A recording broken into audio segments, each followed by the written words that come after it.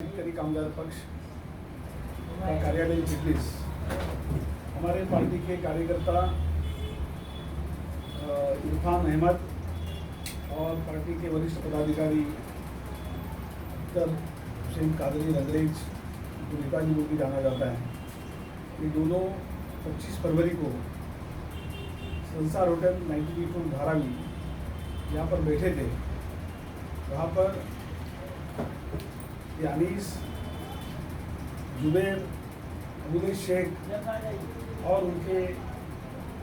कुछ 4-5 साथी ये लोग आए और उन्होंने हमारे कार्यकर्ता इरफान अहमद को पूछा कि भाई आप लोगों ने हमारे खिलाफ, हमारे अवैध बांधकाम के खिलाफ म्यूनसिपालिटी के अंदर तकरार किया है। उन्होंने बोला कि भाई हमने अशोक सेटलमेंट में जो CTS नंबर 503 है, जो सरकार ने एक्वायर किया हुआ ज़मीन है, इसके ऊपर अवार्ड हो चुका है, उस ज़मीन के ऊपर जो गैर कानूनी बांधकाम हुआ है उसके बारे में कंप्लेन किया है। हमने किसी एक आदमी का तकरार नहीं किया। तो उन्होंने उनसे बहस शुरू किया और बाद में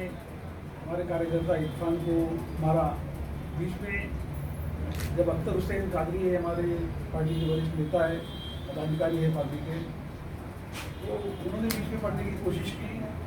तो उनको भी उन्होंने मारा, उनका फ़ोन खींचा और फ़ोन पटक के फ़ोन जो है वो पूरा तरीके से तोड़ दिया।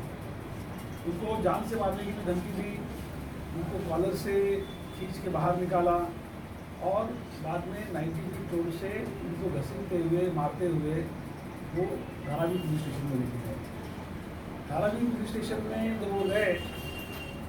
तो उन्होंने वहाँ पे अलग ही एक ये शुरू किया कि अख्तर कादरी ने हमसे जो है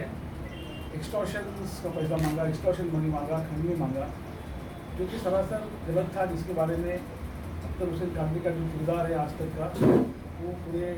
धारावी वालों को मालूम है कि वो इस तरीके का काम नहीं करते और उनके पास उस तरीके का कोई आधार भी नहीं था, कोई प्रमाण भी नहीं था।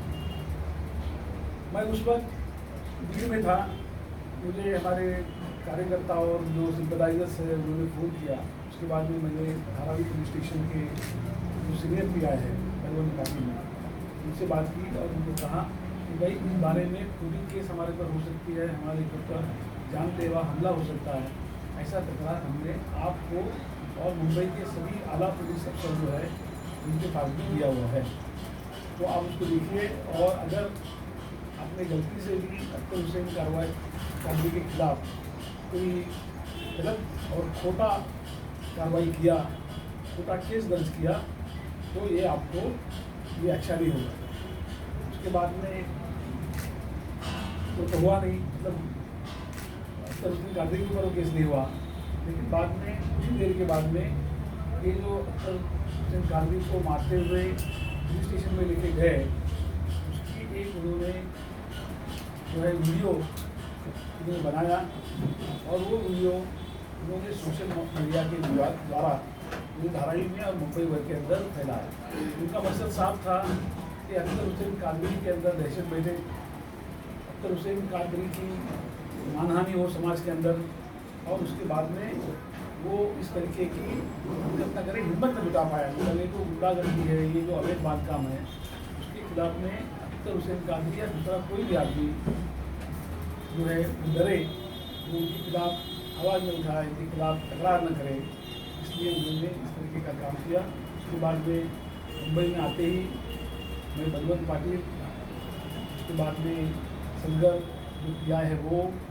माने, इन सब लोग को मिला और मैंने उनको कहा कि भाई आप इसके बारे में क्या कार्रवाई करने वाले हो। मेरे पहले धारावी पुलिस स्टेशन के अंदर इस मामले की खबर मिलते ही CPM के नेता कांग्रेस पसंद वहाँ पर गए थे, उन्होंने भी वहाँ पर बातचीत की थी और उन्होंने भी कहा था कि इस मामले को आप होते हुए मत लीजिएगा, हम लाल बौटे वाले लोग हैं और लाल बौटे वाले लोगों के नाद में अगर आप लगोगे, गलत काम लेके लगोगे, तो वो आप सबको भारी पड़ेगा। तो उसके बाद में हम सब जो है धारावी पुलिस में गए, हमने कहा कि इसके ऊपर कानूनी कार्रवाई होना चाहिए, FIR दर्ज होना चाहिए। कल पुलिस ने हमसे फ़ोन करके उनको बुलाया वहाँ पर FIR दर्ज किया और हमको कहा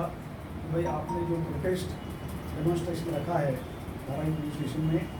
वो उसको रद्द कीजिए, क्योंकि हमने आपके कहने अनुसार जो यहाँ पर FIR दर्ज करना था वो FIR दर्ज कर दिया है। लेकिन हमने साफ शब्द में उनको बताया कल रात को कि हमारा प्रोटेस्ट तभी रद्द होगा जब आप इन आरोपियों को अटक करोगे। तो रात भर में उन्होंने 3 लोगों को अटक किया और एक अबुल शेख जो फिरोज टूपी के नाम से जाना जाता है, धारावी मेरे ख्याल से सैकड़ों जगह पर उसने सरकारी जमीनों के ऊपर कब्जा किया है। अभी हाल ही में हमारे सामने हमको मालूम पड़ा है कि जो टी जंक्शन की धारावी पुलिस स्टेशन की चौकी है, वो चौकी के पीछे भी एक खाली जगह थी, वहाँ पर जो serious number 347 of government land है वो भी उसके ऊपर भी उसने कब्जा किया है। संस्था होटल के सामने उसने एक बड़ा निर्माण अवैध निर्माण बनाया है और वो बनाते वक्त उन्होंने जो फायर ब्रिगेड के लिए जो पानी का नल होता है बड़ा, जो इमरजेंसी में खोला जाता है, तो उसको भी अंदर ले लिया, उसको तोड़ के बंद करके वो जगह भी उसने कब्जा करने का काम किया है। उसके खिलाफ भी कार्रवाई BMC के अंदर शुरू हो गई है। असल में यहाँ पर पुलिस और महानगर पालिका की क्या साझगात है समझ में नहीं आता, क्योंकि पिछली बार जब अशोक सिल्क वेल के अंदर उनके जो अवैध निर्माण है उसके खिलाफ इसने कंप्लेंट किया था, तो महानगर पालिका के जो डेजिग्नेटेड ऑफिसर है उन्होंने धारावी पुलिस स्टेशन को पत्र लिखा था कि इनके खिलाफ जो है MRTP के अंदर कार्रवाई की जाए, MPDA के अंदर कार्रवाई की जाए। इसमें दोनों का भी नाम था, इसका भी नाम है और अबुल शेख फिरोज टोपी जो है इन दोनों का भी नाम है। लिखित तौर पर महानगर पालिका ने पुलिस स्टेशन को पत्र लिखा है और साफ शब्दों में कहा है कि इनके खिलाफ MRTP की कार्रवाई करो, इनके खिलाफ जो है MPDA का गुनाह जो है वो रजिस्टर करो, ऐसा कहा था। लेकिन पुलिस ने जो है एक पत्र BMC को लिखा कि आप यहाँ पर प्रत्यक्ष आकर शिकायत दर्ज करो, और बाद में महानगर पालिका का अधिकारी आया नहीं, शिकायत दर्ज हुई नहीं। मतलब एक तरह से खानापूर्ति करने का काम जो है, पेपर घुमाने का काम जो है वो सिर्फ हुआ। और एक मुद्दे जो है वो सरेआम बोलते हैं कि हम पुलिस को और महानगर पालिका के अधिकारियों को जेल में रखते हैं, हमने इनको खरीद लिया है, हमारे खिलाफ कोई भी कंप्लेंट नहीं हो सकता है और हम अपनी मनमानी किस तरीके से भी कर सकते हैं। इरफान अहमद जो है जिसने इस मामले के अंदर पहल की थी, उसके ऊपर एक झूठा मॉलेस्टेशन का केस जो है, एक फर्जी केस जो है बनाने का काम जो इस तरीके से नामजद लोग हैं उनको आगे करके किया गया, उनको भी इसी तरीके से बदनाम करने का काम किया गया। उनकी समाज के अंदर एक प्रतिष्ठा है, उनकी बीवी, उनकी बेटियाँ जो अभी कॉलेज में पढ़ रही है, ऐसे एक नेक आदमी के ऊपर भी एक मॉलेस्टेशन का दाग लगाने का काम जो है उन्होंने किया। हम जरूर इसके ऊपर भी लड़ने वाले हैं। ये केस जो है ये होना चाहिए, तो क्रैश होना चाहिए, उसके लिए हम लोग लड़ने वाले हैं। MPDA और MRTP की कार्रवाई होनी चाहिए, इसलिए लड़ने वाले हैं। उनका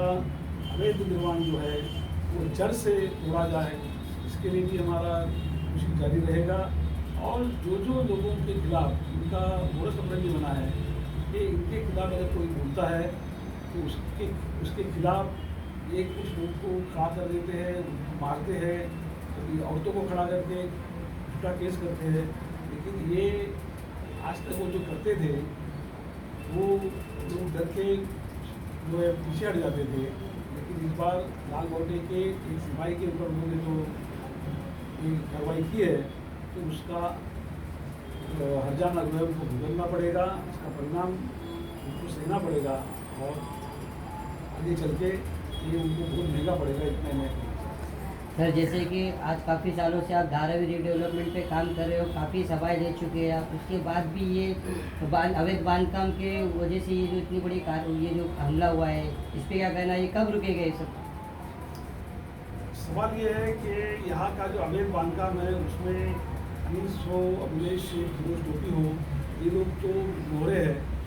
तो यहाँ की आमदार जो है, यहाँ की जो शिक्षा मंत्री है वर्षा गायकवाड़,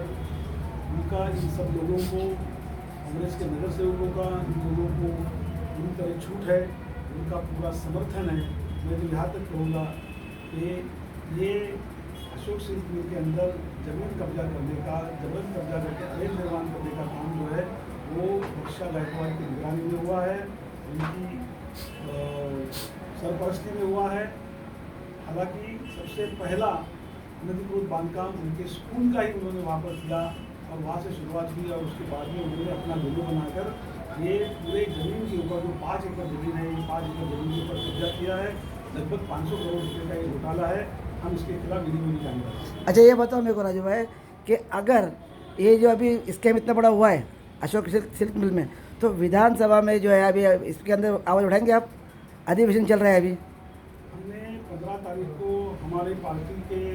नेता, हमारे पार्टी के जनरल सेक्रेटरी, विधान परिषद के पार्षद जो है जयंत पाटिल जी, उन्होंने 15 तारीख को लिखित में इसका स्टार क्वेश्चन जो है उन्होंने विधिमंडल में किया है। 14 तारीख को उसका लिखित जवाब आएगा और हमने ये मामला जो है बड़ी गंभीरता से लिया है, बहुत ही सीरियस तरीके से लिया है और हम इसको आखिरी तौर पर लेके जाएंगे। विधानसभा के अंदर भी ये सवाल होगा और इसके ऊपर जब तक अंजाम नहीं होता तब तक हमारा लड़ाई जो है चालू रहेगा। इसके बाद का क्या स्टेप है आप लोगों का? लोगों को क्या मैसेज देना चाहते हैं? हम यही मैसेज देना चाहते हैं कि इस तरीके से कोई भी गुंडागर्दी करने वाला, धमकाने वाला, राइट करने वाला आदमी अपनी जोर जबरदस्ती से, गुंडागर्दी से अवैध निर्माण नहीं कर सकता और उसके खिलाफ बोलने वाले जो लोग हैं उनको डरा धमकाने का इनका जो